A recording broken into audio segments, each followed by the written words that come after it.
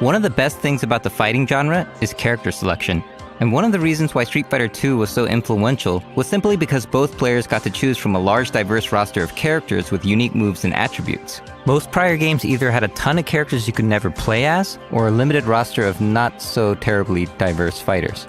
Nowadays, the character select screen has become a staple of the genre, and a game with 16 characters is considered sparse.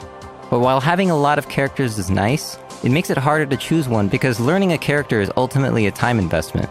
Sometimes you'll find the right character from the beginning, but people from every skill level often have what's known as a character crisis, so I thought I'd break down the selection process to hopefully make it easier. From speaking with casuals, pros, and everyone in between, I've realized there are really only 3 factors that go into choosing your main, and some are more important than others depending on what your goals are. The first one is perceived strength, and this is why we have what's known as tier lists. We want to know who has the best chance of winning, and that's because we want to win ourselves. Maybe it's not your only goal, but no one wants to lose, and I don't think anyone has ever suffered a win. Of course, there are also people who pick characters that are perceived as weak as a source of pride, or even strategic purposes. But it's hard to know who's weak and strong because tier lists are always changing as players show what their quote, weak characters can do. Whether tier lists can be trusted or not, they affect the metagame, and it's nice to know you pick someone strong so you don't question your character when you lose.